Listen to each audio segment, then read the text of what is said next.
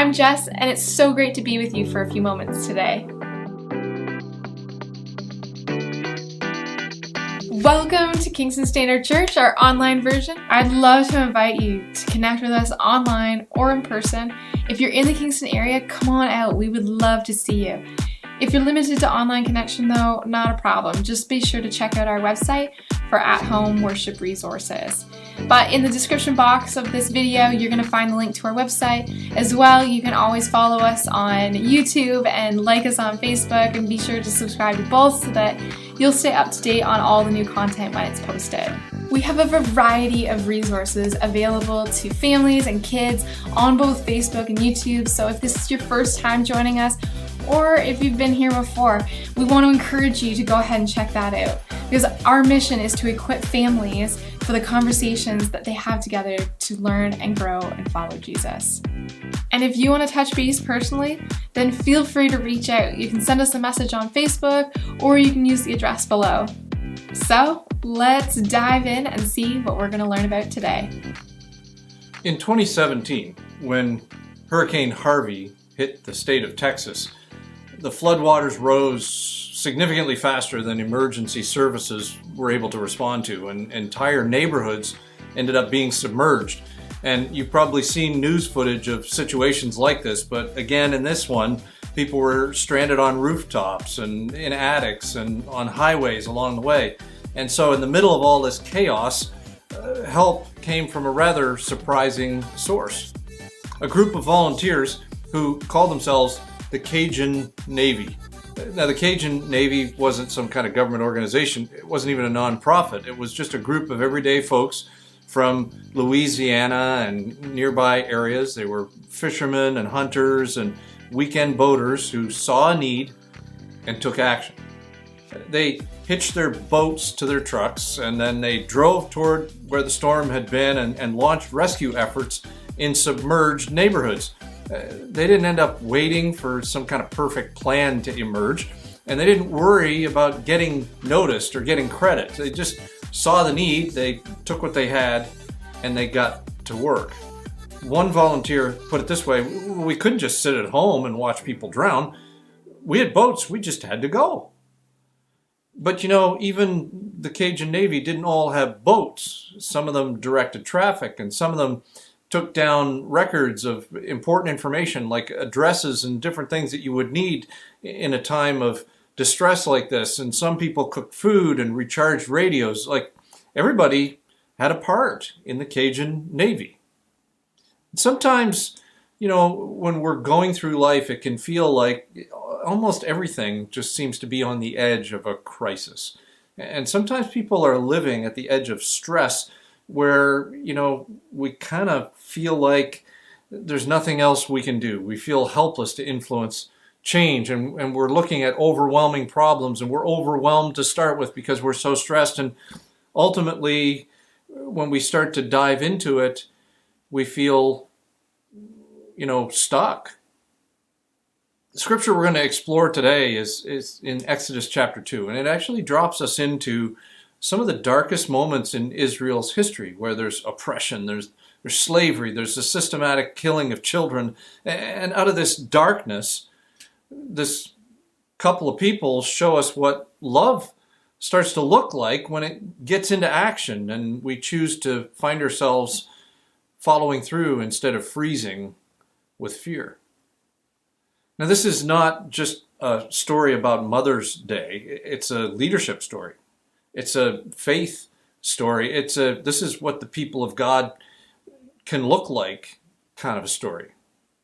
And by the time we get to Exodus chapter 2, there's a lot that's already happened. You may recall some of the account that got us here. I mean, the family of Jacob, at the end of the book of Genesis, they moved to Egypt because there's a time of famine where they live. And at this point, there was like about 70 members of the family and the extended family that all came with them. And so this whole account, as it gets into it, it talks about the deception of the brothers and the unjust events that Joseph experienced in the process of rising to some kind of an authority role in the country of Egypt. And then the family discovering that Joseph is in a leadership position that would ultimately rescue the family. And Joseph, in his era, had been this highly favored leader in Egypt, and the Pharaoh had welcomed his whole family to be there. But now, in Exodus chapter 2, a lot of time has passed. And it's generations and generations after Joseph had saved Egypt from famine. And so, another Pharaoh in the line of pharaohs had come along, and the Israelites are not allies anymore. He kind of sees them as a threat, because the family has now grown to hundreds of thousands of people. And this Pharaoh, he doesn't end up honoring the past at all. He just kind of operates in a fear of losing his power. So his fear becomes control, and his insecurity becomes policy. And so he implements systemic oppression that includes forced labor and harsh taskmasters and brick quotas. And the hope is to actually crush the spirit of these people and to slow their growth. But it ends up backfiring. I mean, the more they were oppressed, the more they multiplied and spread. So then control takes the next level and escalates into genocide. When hard work doesn't work for him, Pharaoh turns to death. And first he tries this covert plan where, he instructs midwives to kill newborn boys, but they refuse out of reverence for God. And then it becomes just an open order, a field day for all of his soldiers to say, anytime you find an Israeli baby, especially a baby boy, drown him in the Nile. And so the river that had been a symbol of life now becomes this picture of death, and homes become places of mourning. Hope shrinks with every passing day. And this is the environment in which Moses' story begins. It's not an era of safety, it's an era of terror. And so verse 1 begins, says, about this time, a man and woman from the tribe of Levi got married. The woman became pregnant and gave birth to a son, and she saw that he was a special baby and kept him hidden for 3 months. But when she could no longer hide him, she got a basket made of papyrus reeds and waterproofed it with tar and pitch, and she put the baby in the basket and laid it along the reeds along the bank of the Nile River. And the baby's sister then stood at a distance watching to see what would happen to him. Now, we don't have a lot of insight into Moses' mom. Her name seems to be Jochebed here. We don't have insight into her thoughts. We can't see behind the veil of just the narration that's here that tells us what she did. I wonder if she kind of was in a bit of maybe a hopeless situation. She knew that pretty soon the soldiers were going to realize that there was a baby boy in this house. She couldn't keep him quiet any longer. And they were going to come and they were going to drown him in the Nile. And so out of either hopelessness or a confidence and trust in God or some combination thereof, she chose to put him in a basket. And maybe what she was thinking, maybe not, but it would allow him, if God didn't take care of him by rescuing him, it would at least allow him to die in the Nile the way they were supposed to let him die, and she wouldn't have to watch. It's hard to understand, right, when people respond in the midst of desperate times and what they're thinking. Moses' birth happens under this government decree of destruction, and his mother, who gives birth and then in silence hides him, and in fear, eventually she comes to the place where she takes him to the very river that's meant to take his life.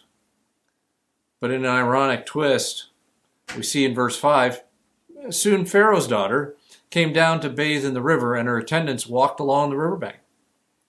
When the princess saw the basket among the reeds, she sent her maid to get it for her. When the princess opened it, she saw the baby, and the little boy was crying, and she felt sorry for him. Well, this must be one of the Hebrew children, she said. Well, then the baby's sister approached the princess. Should I go and find one of the Hebrew women to nurse the baby for you? She asked. Well, yes, do. And the princess replied. So the girl went and called the baby's mother. Take this baby and nurse him for me, the princess told the baby's mother, and I'll pay you for your help. So the woman took the baby home and nursed him. Okay, Like I said, in an ironic twist, Moses' mother is now paid to do what she was doing previously for free. And I don't know, about you, but I wonder when I read this if there was kind of a little bit of an exchange that was kind of like a wink, wink, like we understand each other. We really do know what is happening here. And it's amazing how God uses this very river that represented death and destruction to be the source of Moses' rescue. Verse 10 continues, later, when the boy was older, his mother brought him back to Pharaoh's daughter, who adopted him as her own son. The princess named him Moses, for she exclaimed, I lifted him out of the water. And many of us, as we look ahead, can figure out just how important Moses becomes to the rescue, to the establishment of the nation of Israel. I mean, these were acts of courage early on in his life, and they really started kind of small, didn't they? As many of us know, they led to much greater moments to come.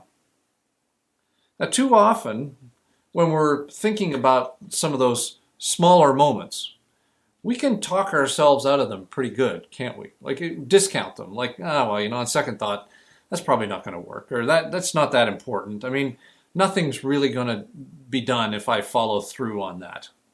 And like I said, we can talk ourselves out of small acts of love, but small acts of love oftentimes kind of multiply and grow, as we see in the life of Moses. And we can see it in, stories that we read along the way, or even experiences that we've had in our own journey, like the story of a young boy named Trevor Farrell, who was 11 years old when he was watching a news program in his home, and it was about people living on the streets. And so he asked his parents how he could engage and help, and that very night they ended up driving into the city. And Trevor gave a yellow blanket and a pillow from his own bed to a man sleeping on a sidewalk grate in the center city where he was from. And this simple act actually started to get picked up by the news, and all of a sudden it was the beginning of what became known as Trevor's campaign for the homeless. A man by the name of Lex Lowe began offering some free haircuts to men and women in his community and people who were living in care facilities. And over time, he expanded what he was doing, and he ended up training some marginalized youth to learn how to cut hair. And this initiative that he started just on his own provided some vocational skills, demonstrates how simple an act that can foster a much larger community development really gets started.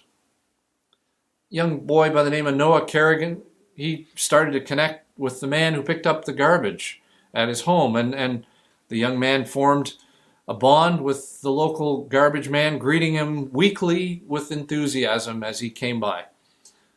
As a couple of years passed, he learned that this man was going to retire, and so Noah prepared a heartfelt farewell, including just a little toy garbage truck and a note, and it was a simple gesture highlighting the deep connections that can form through consistent and kind interactions. Or the story of Delino Barash, who was out shopping one day and got talking with this elderly couple in the store. And he was sharing the story of his late brother's classic Corvette that he had just inherited in the course of conversation. And so the 90-plus-year-old man who they were talking with casually expressed that it had been a lifelong dream of his to ride in that particular classic vehicle. Well, Delino exchanged numbers with the man and offered him a ride. And anyway, they ended up following through, and it created such a memorable experience that honored not only his brother's legacy, but fulfilled this man's dream. Sometimes, we can talk ourselves out of things, and we're looking for the big things to do, but oftentimes the most significant moments are hidden in places that we could easily just end up overlooking. And so what we discover in this scripture about starting to pay attention to some of these moments is that we discover with Miriam and Jochebed that love just pays attention. That's where it starts. Verse 2 says, she saw that he was a special baby and kept him hidden for 3 months. Now, Jochebed didn't ignore the moment, she seems to end up leaning into it, right? I mean, she couldn't do everything, but what she could do, she did end up doing. And one of the marks of spiritual initiative in our lives is just the choice to see people clearly. It isn't about Moses being special in some way. It's really just about that mother acknowledging the image of God in her child. And when we hear stories like what I've shared, the 3 or 4 of them there earlier, or even what it is that we are looking at here with Miriam and with Jochebed, we're all inspired by initiative stories like that we come across. But it's too bad, because oftentimes, in life, we end up rushing our way through things. So we're moving just on to the next thing, and we end up missing some of these moments. Moments that would just start by paying attention, by seeing people, and not just seeing needs or stats or headlines, but faces, actual people. This passage also kind of points out how love gets creative. We see in verse 3, she got a basket made out of papyrus reeds and waterproofed it with tar and pitch. Now, by most measures, this was not going to be a real secure floating vessel here, right? Papyrus reeds are the same material that the early Egyptians made paper out of. So this kind of almost paperish basket, and coated it with tar and some pitch so that it wouldn't leak right away. But, she's in a position where Pharaoh has all the power. She's just got a little bit of creativity, some wisdom, a little bit of courage. But she didn't end up storming the palace to protest this policy. Instead, she kind of made this basket happen, built the basket. And in the big picture, it seems like building a basket would feel kind of meaningless in the face of this powerful policy that she's up against. But initiative doesn't always mean you do everything. It means you do something with what you have.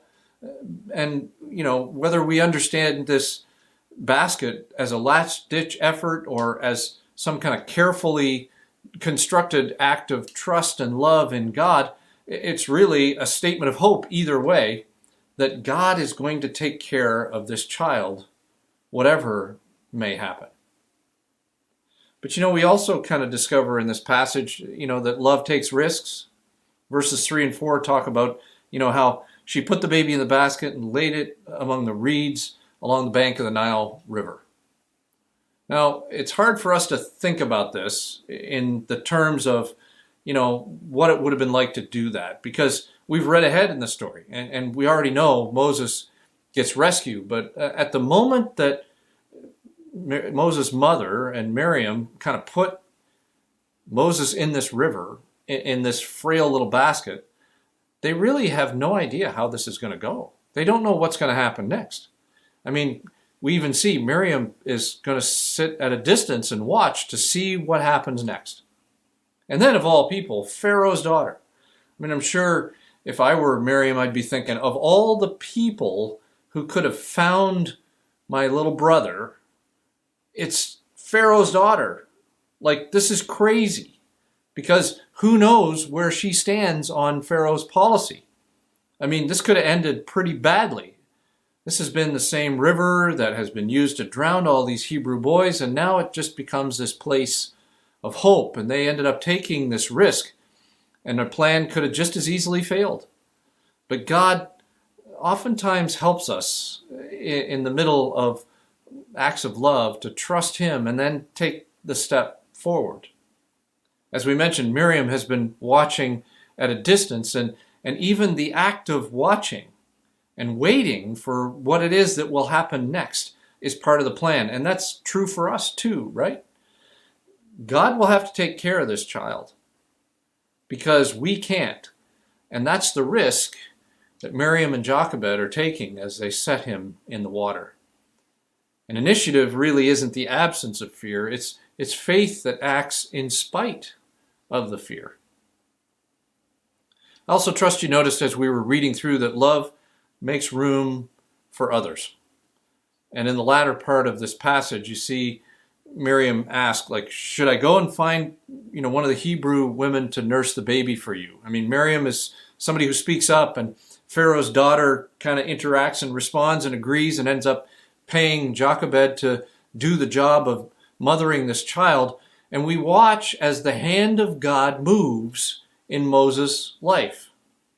Jochebed's initiative of taking Moses to the water ends up opening the door for others, like even her daughter Miriam, even Pharaoh's daughter, to show compassion and participate in the plan of God. And we see here, like, initiative doesn't guarantee the outcome, but it does open the door for God to move.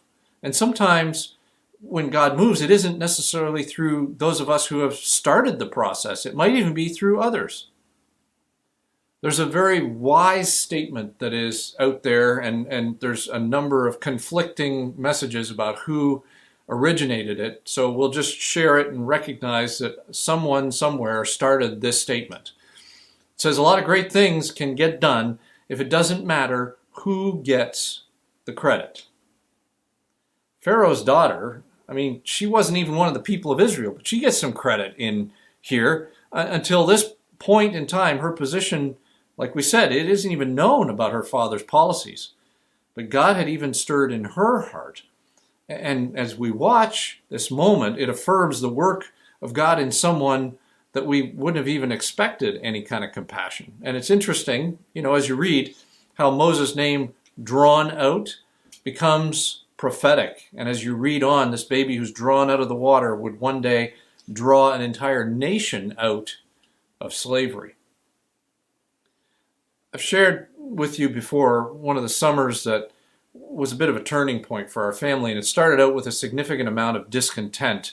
Our kids had been pursued quite assertively to play on a travel team for soccer. They were good athletes in this respect, and so we had made a number of investments in winter sports that year and for the previous years as well. And so we kind of came into that summer feeling like we just needed to do something a little different.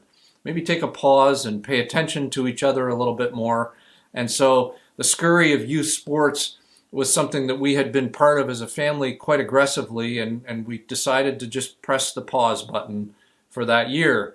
And there were some groans, and there was some frustrations and some discontent. But as we look back, we see that summer as we had an opportunity to be together and do some activity together that we wouldn't have done otherwise. It was actually a turning point for us as a family and in the faith journey even of our kids, because it opened the door to a particular summer camp that they were able to participate in that year.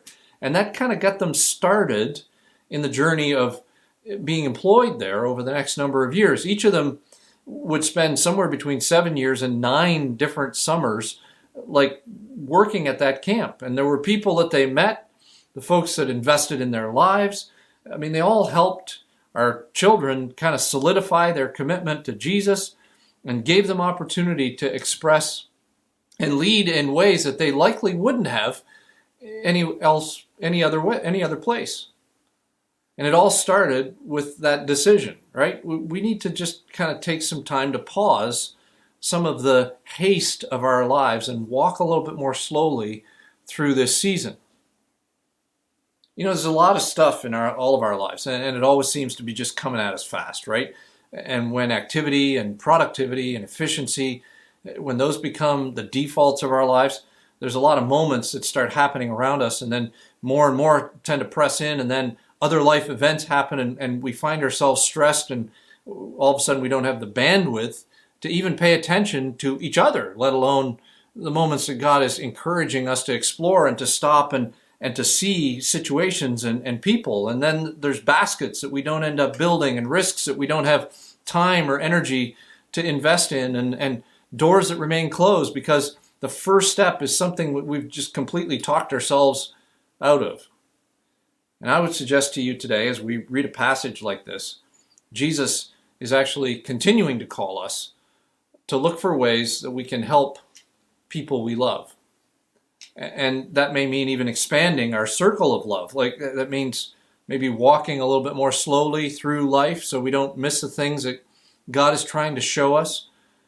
Maybe we start out a little bit kind of like the way the Cajun Navy did, right? I mean, we just can't sit at home and watch people drown. We had boats, so we just respond. We have to go.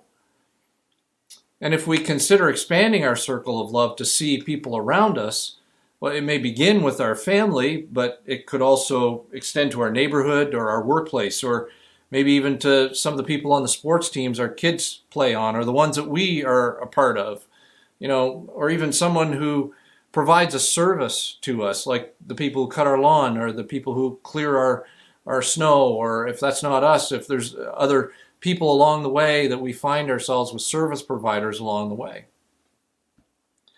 But you may feel like sometimes you just don't have enough power or resources or even enough certainty to be able to get started.